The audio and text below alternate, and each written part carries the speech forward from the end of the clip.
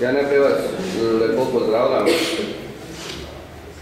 Danes sem tukaj predvsem, da poslušamo tisti posnetek, ko ga je Služba državne varnosti tajno skrivoma posnelo, to pa je razgovor med pripadniki Službe državne varnosti Slovenije in pa Stjepana Crnogorca tistega dne 4.7.72. leta.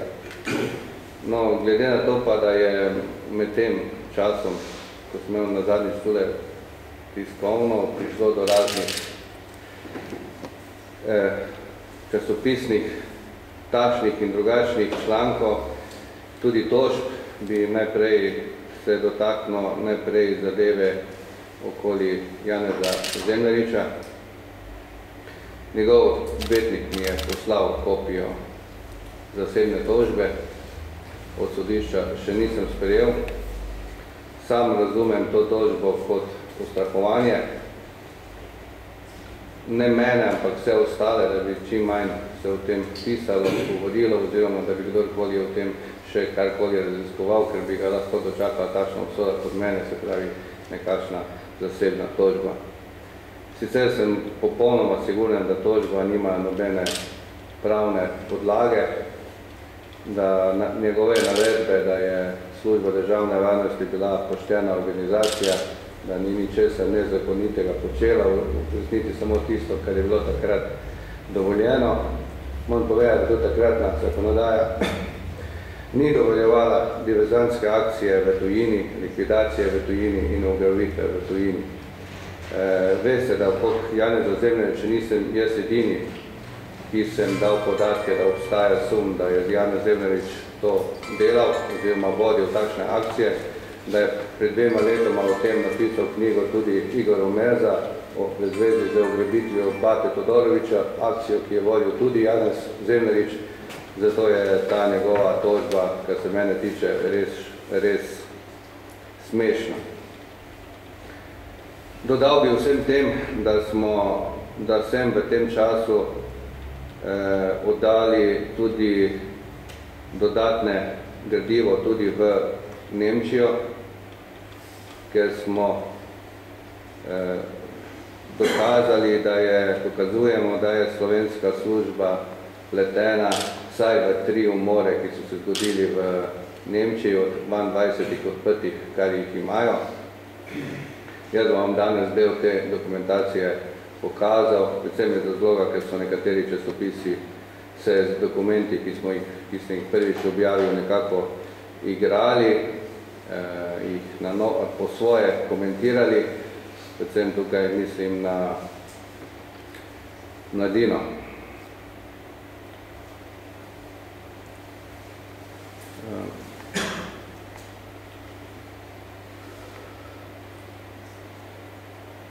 Janez Zemljarič, kot veste, je Udbo vodil 75. do 77. leta, predtem je bil direktor kliničnega centra v Ljubljani. O tem sem že prej. Ključni moment, o katerem se največ govori, je seveda Dorič Milan, sodelavec Hanzi, o katerem sem že govoril veliko. Tukaj so ena od teh potrdil o sprejemu denarja, ki jih je Hanzi podpisoval vsak mesec ob sprejemu denarja. Dorič Milan je uporabljal več kodnih imen, poznamo 5 imen, prvi je bil Milan, do leta 1969, ki tukaj ni upisan, potem je bilo kodno ime Hanzi. Po umoru Nikice Martinović je bil Flora, veste, kaj Flora pomeni, Nikice Martinović je bil pa lastnik trgovine z cvetjem. Nadaljeval je delo kot sodelavec tudi v naši službi Sova, tam je imel 2 imena, Sivi in Beli Viator. Milan Dorič, leta 65. Sodelavec Hanzi je od Službe državne varnosti sprejel 16 orožij, pištol, se pravi ne okvirjev, pa ne nekaj iz druge svetovne vojne, ampak konkretnih pištol, tudi z dušilcem in podobno. Samo tukaj so takoj prve navedene v času, ko je Zemljarič bil šef slovenske udbe, je dobil 4 pištole, med njimi tudi 3.8.76 pištolo Beretta, Gardine, kalibra 7,65, številko 97630 z dušilcem. Predal mu je Ivo Mrvlje. Tu so razni pištole od Walterja, Lugerja, po datumih, ki jih tukaj navajam. Tudi ta zadnja je bila tista kolenovka, to pomeni, ko se strelja iz kolena. Se pravi, govorimo o 16 pištolah.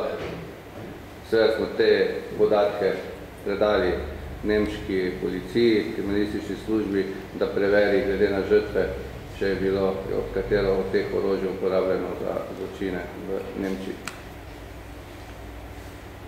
Vse orožje je sprejemal na revers, tole je revers iz 68. leta, ko je sprejel 3 pištole, dodatno še zraven. Dostavili smo tudi dokument, malo ga bom povečal, akcije, v katerih je sodeloval Hanzi kot sodelavec in v kateri so bili vključeni tudi naši organi varnosti. 68. leta je bil na osnovu Hanzijevih informacij in z njegovim sodelovanjem izdelan program za akcijo proti Rokavini. Leta 70 je Rokavina tudi v Nemčiji ubit, likvidiran strani udbe. Takrat, 68. to ni bilo izpeljano, ker je v zadnjem trenutku tovariš Gorenc ustavil zadevo. Moram povedati, da po zakonodaji v Nemčiji tudi poskus uboja, likvidacije ni zastarano kaznivo dejanje. Se pravi, to gre za čisti dokaz, da je Hanzi sodeloval pri pripravi in da je vpleten tudi Gorenc in pa Mužič, ki je takrat bil zraven. Enaka akcija je bila proti Rokavini, je bila tudi oktobra 68, tudi takrat ni bilo izvedena pa je bila, kot sem rekel, leta 70. Septembra 1969 je bila z njegovim sodelovanjem programirana ugrabitev Vukića in sodelovanje iz sodelavčevega stanovanja. Poznal je svojo nalogo in več članov ekipe, ki je bila v Nemčiji, Arti, Miro, Tratnik. To so vse operativci službe državne varnosti takrat. Akcija ni bila razvijena, ker Vukić ni prišel domov, da bi ga ugrabili. Oktobra 1969 je bil program za akcijo proti Vukiću spremenjen. Za spremembo je vedel in je pri njej sodeloval tudi Hanzi. Poznal je udeležence akcije in sredstva za izvršitev. Ker Vukić ponovno ni prišel, je z njim obravnavana varianta akcije odpadla, realizirana pa je bila druga varianta brez njegove vednosti, le s koriščenjem njegovih informacij. Sodelavec je kasneje lahko utemeljeno sklepal, da smo akcijo izvršili mi. Vukić je bil zastrupen. Se pravi, da je to storila udba.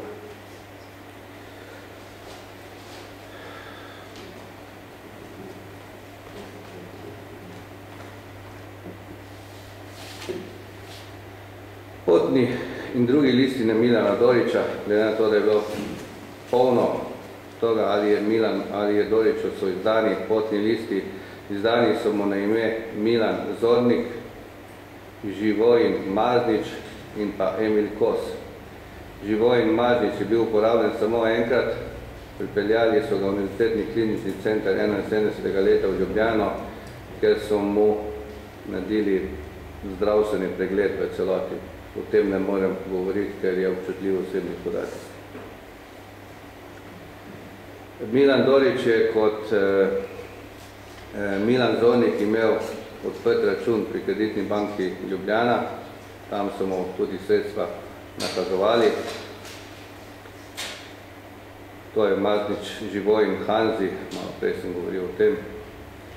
Tu vidite potni list Hanzija, ime Kos Emil. Kos Emil, 1.8.30, rojen Mariboru, živel, da je na Titovi cesti 25. Osebna izkaznica na isto ime, izdana leta 86. Tudi s vozniškim dovoljenjem ni imel nobenih problemov. Danes zapiramo, ker niso pravilno polagali vozniške, on jih je dobil takole na drugo ime. No, tudi njegova žena Kosi Mira je bila sodelavka Udbe, ni imela končano šolo gostinsko, da bi odprla gostinski lokal, zato je Udba preskrbela, da je gostinski šolski center Maribor na Mladinski ulici 14 izdal potrdilo o končanju šole.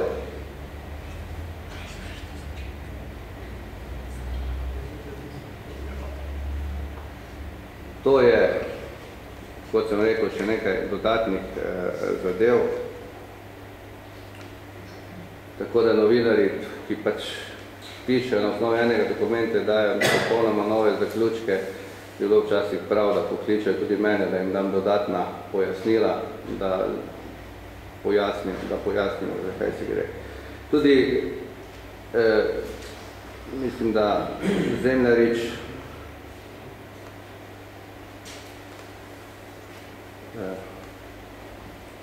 je bil vključen zraven, mislim, ni potrebe niti, da dokazujem, je bil vključen zraven v delo z sodelavcem Hanzijem, tudi je Hanzija varoval v trenutku, ko je hrvaška stran zvedela, da Hanzi dela za službo državne varnosti in je Hrvaško revolucionarno bratstvo odločilo, da bo obračunalo z Hanzijem. Te so našega sodelavca branili od leta 76 do 77 leta in je Zemljarič izdal posebna navodila in posebni ljudi, ki so dnevno čuvali Hanzija v Nemčiji, da mu ne bi kdo kaj nadil. Tudi v tem obstaja dokumentija in akcija je Zemljarič uspešno realiziral. Tako da o tem mislim, da ne rabim govoriti, dokumentov je dovolj za to, da policije v Nemčiji in Avstriji začnejo takoj postopek in koliko veste, so postopki že začeli in tudi direktni dokazi, da so naši sodelovali v vsem tem. Se pravi, bolj jasno, kot je to napisano, verjetno ne more biti. Glede tožbe gospe Petrovčič iz Televizije Slovenije sem že zapisal in povem še enkrat, da sem takrat bil na nek način izigran. Bil sem povabljen v oddajo, v kateri sem si predstavljal, da bojo povabili tudi Zemljariča, Gorenca in vse ostale in da bomo tam o tem pogovorili, tudi Milana Kučana.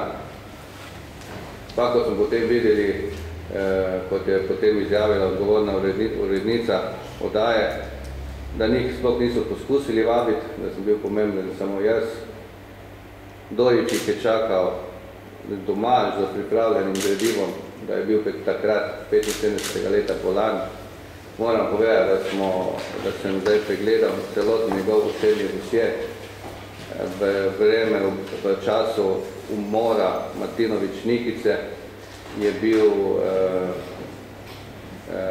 sodelavec Hanzi Milan Dorič v enem penzionu med Celovcem in Feldmarktom, se pravi od novembra 74 do konca februarja, na 4 mesece na počitnicah. Te počitnice mu je plačala avstrijska obveščevalna služba. Naši so na teh počitnicah dvakrat poskušali z njim sodelovati in so tudi vezo vzpostavili. Tako da njegove navedbe, da je bil bolan, niso točne, ker imajo tudi v Avstriji podatke, kje je takrat bil in kje je bil. Ampak to ni moja stvar. Takrat sem v Televiziji Sloveniji te dokumente dal, prosil tudi, da mu pokažejo potrdila o sprejemu denarja, pa tega niso naredili. Sam sem dobil 2 SMS sporočila od zaposlenih v televiziji Slovenije, kjer so jasno in glasno zapisali, da je gospod Zemljevič večkrat klical televizijo Slovenije in da so se dogovarjali, kaj in kako bojo na Tači in postavljali vprašanja. Tako da vse to, kar sem povedal, je res in imam čisto vest, gospa pa naj nadaljuje z toženjem. Ampak mislim, da je naloga novinarjev, da predvsem, da poročate, ne pa, da me tožijo. Sploh pa je naloga novinarjev, da poskušajo boje stransko ali pa na vse strani zadevo razčistiti in potem objaviti neko realno informacijo. Realna informacija na Tači pa bi bila, če bi bili povabljeni tam vse in da bi imeli vsi možnost povedati svoje. Ja, takole. Sedaj pa ta glavni današnji namen. Mi smo poslanka gospa Eva Irgl, potem Franci Breznik in jaz včeraj pred 2 dni bili na poti v Makarski pri sorodnikih od Stjepana Crnogorca. Namreč z moje strani sem se pač odločil, pa tudi mislim, da je prav, da ta posnetke ni še slišal, dokler jih pač niso slišali sorodniki. V soboto popoldan so to sorodniki slišali, 4 sestre in 2 brata, ki še živijo. Starši, nažalost, tega niso mogli slišati, ker so pokojni. Bilo je zelo naporno, težko. Vrnili smo jim brata, vsaj po glasu, po 43 letih. Veste, da je to posebno težko, tudi nam je bilo težko. Izredno sem vesel, da je posnetek izročila sorodnikom Eva Irgl, ki je predsednica Komisije za peticije in človekove pravice. Mislim, da je bila prav ona tista oseba, ki je prav, da v svojem imenu in tudi v imenu komisije na nek način, tudi v imenu države, to izroči družini. Bil je to za njih zelo žalosten dogodek, po drugi strani pa tudi srečen, da bojo končno lahko vsaj na nek način izvedeli resnico, kje imajo brata. Nažalost, še ne vemo, kje so posmrtni ostanki brata. Vemo pa, da še živijo funkcionarji Mužič, Gorenc, ki so to zadevo izpeljali, oni osebno in pa Orožen, ki je dal izjavo, da so ti dokumenti ponarjeni. Upam, da bo zdaj tudi povedal, da je tudi glas ponarjen. Tako da ima država Slovenija možnost, da sorodnikom vrne tudi posmrtne ostanke in kot je rekla sestra Bernardina, da bi bilo prav, da vsaj po smrtnem življenju so skupaj, če že v življenju niso mogli biti. Posnetek je star, kot sem rekel, iz 4.7.72. leta. Audio zapis. Bilo je skrivoma, se pravi tajno snemano. Gre za malo večji diktofon, kot je ta telefon. Ponavadi se je dal v žep, po roki pa je bil kabel z žico in na koncu rokava pač mikrofon, tako da se sliši šumenje. Moram povedati, da je posnetek še vedno ima nekaj šumov, nejasno je, ampak glede na to, da je zdaj digitaliziran, takšen kot je, jaz mislim, da televizijski ali pa radijske postaje ne boste imeli noben problem to zadevo dodatno očistiti, poudariti. Dal sem vam vsem novinarjem, bom dal celoten posnetek, ne celoten, ampak zadnjih 30 minut pogovora. Sam posnetek je dolg približno 3,5 ure Pogovor se je odvijal od 9 zjutraj, pa tam nekje do 12:30 popoldan, ko se iz posnetka vidi, pripravili neko kosilo. Žal vam zaradi obveze molčečnosti, ker je zadevo poslušala slovenska policija in sem se mogel zavedati molčečnosti zaradi preiskave, ne morem povedati, kdo je sodeloval v sami zaslišanju. Približna lokacija je celo ugotovljena iz samega posnetka, se pravi, da se je odvijalo tukaj v Sloveniji. Tako da ta del bi moral ostati začasno prikrit, ne glede, da je vse skupaj upravljeno v hrvaškem jeziku. Veste, da so takrat operativci službe državne varnosti govorili srbo-hrvaško in da so takrat v bistvu tudi ta jezik uporabljali. Je pa res, da je pa eden prišel takrat iz Beograda, ki je bil glavni za emigracijo v tujini in je sodeloval v razgovoru. Bila sta pa dva. Se pravi, eden iz Slovenije in eden iz Beograda. Se ne vem, če to pesem se pripravi, boljše, da še gremo od enkrat od začetka, da nam bo kaj narobe.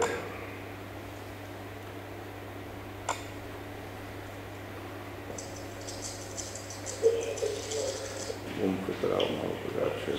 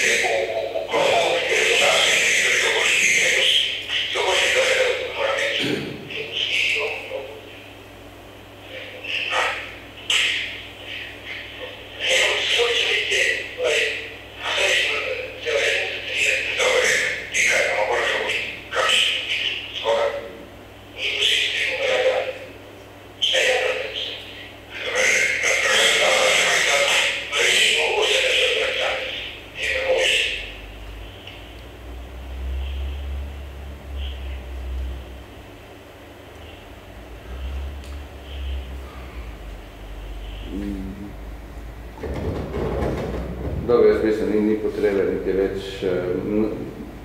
preveč poslušati, ker pri uporabi slušalke se dokaj dobro sliši in mislim, da boste lahko na televizijskih postajah pa radijih glas zelo očistili, pa da se bo javno. Glede celotnega gradiva, ki se Fijano podal, je pridobljeno dovoljenje arhivov Slovenije, da se lahko javno predvaja. Tako da ni nobenih zakonskih zadržkov, da to ne bi mogli predvajati. Je pa to posnetek redek, za enkrat edini, za katerega jaz vem, da je ostal tako ohranjen. Imamo še en posnetek, ki pa še ni pripravljen, to pa je razgovor med sodelavcem Doričem Hanzijem in pa s operativcem Udbe Pavlinom, ki je bil narejen konec 80. leta v Ljubljani, da tudi mislim, da bo v 10 dneh pripravljeno, da bomo tudi tam poslušali, kaj so se bili sodelavec in pa operativec Udbe dogovarjali. Osebno se mi zdijo to zelo pomembni dokumenti tudi za zgodovino, ne samo za trenutno raziskovanje kaznivih dejanj. Vidite sam način raziskovanja, zaslišanja, da je bil zelo strog, da so vprašanja postavljena v trdilni obliki, tako da velike možnosti Stjepan ni imel, da odgovarja.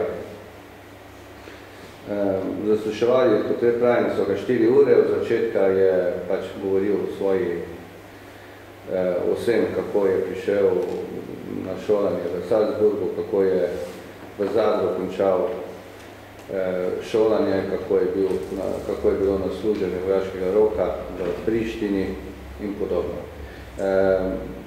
Sorodniki so glas prepoznali in so ga potrebili, tako da je Stjepan Crnogorec dejansko ugrabljen in tudi pripeljan v Sloveniji. To je tudi dokaz, da je to resnično narejeno in da je to resnično izpeljala slovenska služba in to nikako ni bilo zakonito, niti takrat pod dokazi, niti takrat pod tisti veljavni zakonodaji, se služba ni imela nobenih, razen po seji Centralnega komiteja, 21. seji Centralnega komiteja Zveze komunistov Jugoslavije, ker so Udbi naročili, da naj prepreči kakršnokoli aktivnost ekstremne imigracije v tujini, že tam v tujini. To je Udba razumela, da je s tem dobila dovoljenje za ubijanje in ga dejansko je. Udba kot takšna, veste, da je bila pod nadzorom Centralnega komiteja Komunistične partije vsake republike. Vsako leto so morali Centralnemu komiteju poročati o svojem delu. Edini, ki je nad njimi imel roko, je bil Centralni komitej Komunistične partije Slovenije. Ena od teh sej, ko sem že omenil, je bila 14.7.72. Tisti dan je bil še Stjepan Crnogorec živ, vemo zato, ker je Boris Mužič v Beograd poslal slišanje z dne 14.7. tistega dne. Na tisti seji sekretariata so imeli ravno poročilo službe državne varnosti o delu oziroma o delovanju ekstremne emigracije v tujini.